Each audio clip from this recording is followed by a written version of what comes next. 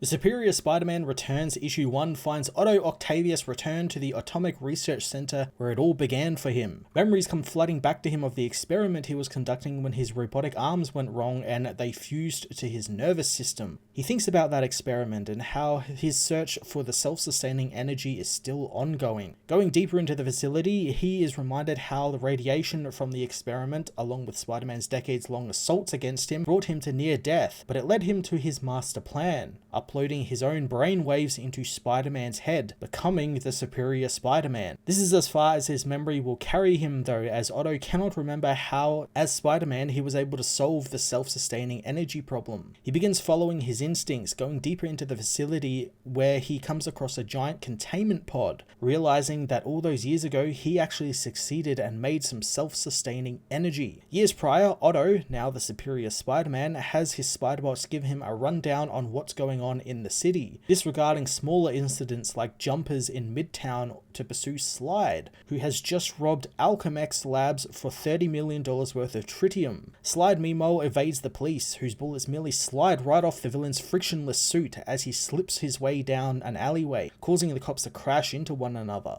Spider-Man gives chase, proclaiming that he will stop the imbecile and the path he is on. Slide knows that he won't ever change his ways since it's too much fun, but Spider-Man reveals that he has no intention of actually changing how the villain sees himself. He just needed him to change his course, since now he's exactly where he wants him. He tells the villain that he's not the Spider-Man he thinks he is, since he takes time to prepare. Slide suddenly finds himself confronted with a giant web ramp, which shoots him off into the nearby Hudson River. Spider-Man knows in water his suit is no good, and if he removes it, he will save the villain. Later on, Spider-Man gives the captured villain to the cops, revealing that he couldn't find the stolen tritium. The villain tries to tell the cops that the hero took the element, but the cops don't buy it, telling him to stop slandering the hero. Spider-Man takes his leave, but not before humoring the cops and telling them that they make his job easier.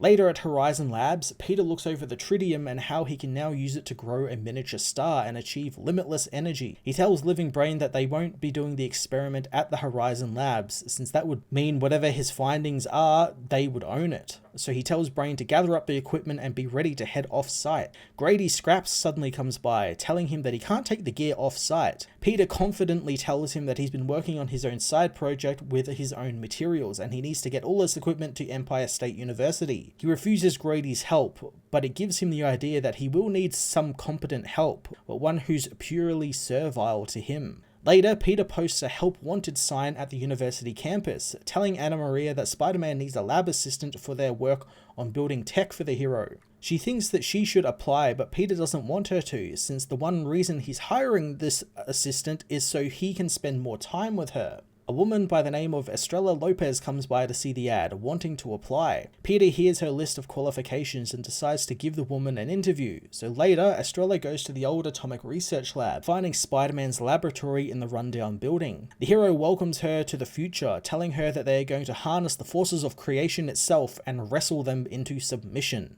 Over the next few days, Spider-Man and Estrella work closely on coming up with a way to harness the power of the sun, coming to the conclusion that they need extra hands. As Spider-Man uses his robot arms and Spider-Bots to help build his containment pod, Estrella finds that he left her a gift in her locker. The woman puts on the Spiderling costume, assured that it won't come out of her paycheck, and she joins Spider-Man and his numerous Spiderlings. She tells the hero that she thought she was meant to be his partner, not whatever this is, and Peter assures her that she is still a crucial part of the team. Spider-Man and his team soon invade an AIM research base in Hudson Valley, using giant robots they made to battle the villains. Estrella panics, knowing she didn't sign up for this, and frustrated, Spider-Man tells her this is no place for her generation's sense of workplace entitlement, demanding that she fire on the AIM soldiers, and she doesn't need to worry about hurting them, since the weapons are set to stun. In the aftermath, Spider-Man enters the base, finding the device they came to liberate, and one that might help them on their mission. He tells the Spiderlings to follow Estrella's orders and take what they need, as later back at the lab, Spider-Man succeeds in making a miniature star. Suddenly it begins flaring violently violently, forcing him to seal it in the containment pod he designed out of the frictionless material he stole from Slide. The pod's containment holds as the star explodes, and he demands a Nulla sample be readied for further testing. Estrella, however, says they are out of tritium, causing Spider-Man to become angry and smash his workstation up. He demands to know what he's missing in his calculations, as Estrella asks if he ever tried to inverse the harmonic frequency to start a core reaction. Suddenly, Spider-Man knows that that's it, beginning to write down his new equation that will solve his problems. The other Spiderlings congratulate him on his genius, as he excitedly tells Living Brain to book a table for two at the Tavern on the Green. Estrella thinks that it's for both her and Spider-Man to celebrate their win, but Spider-Man dashes her hopes as he calls Anna Maria, asking her out to the restaurant to celebrate his victory. Later that night, as Peter celebrates his victory with Anna Maria, Estrella, angered Spider-Man took her innovation as his own, looks over the leftover samples, deciding she'll make history on her own tonight. As Peter's date continues, the power goes out all across the city, alerting him to some big problems as Estrella continues her experiment. However, the star goes out of control, engulfing her. Anna Maria asks if Peter knows what's happening, and he is honest with her, telling her that the blackouts are because of a fusion reactor project he's been working on, and if it continues, it will destroy the entire city. She tells him to go and warn Spider-Man, and before he leaves, Peter tells her that he'll make this right for her and the city.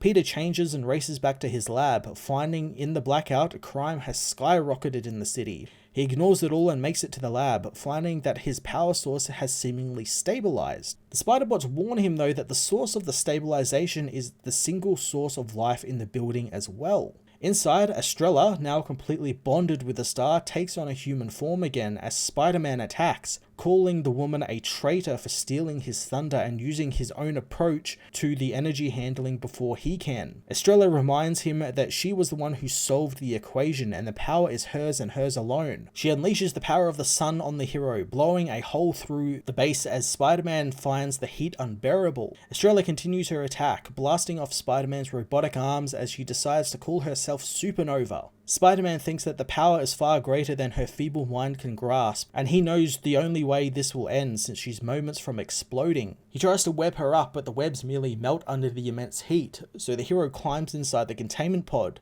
intending on sealing it behind him so he'll be safe while she explodes and takes most of the state with her. Supernova flies in after him, knowing that if she dies, she's taking Spider-Man with her. She blasts the hero, but it's revealed to just be a hologram projected by a Spider-Bot from within the pod, allowing the real Spider-Man to seal the pod behind Estrella, keeping her contained. Later, the Spiderlings get to work on installing extra soundproofing and supports to the containment room, thinking it's all safe now, but Spider-Man knows that it's crucial that this sub-level be totally secure from anything. They ask if the person inside the pod needs food and water to survive, but Spider-Man knows that the sun doesn't need such things, only concerned that he's down one minion, and he doesn't want to lose any more health. He orders his men to get back to work, but they want to go and find a replacement for Estrella, but Spider-Man refuses, deciding from now on he'll just rely on his own mind. In the present, Otto finishes building a new super laser which will harness the power of the sun from inside the containment pod, intending on using it on Spider-Man.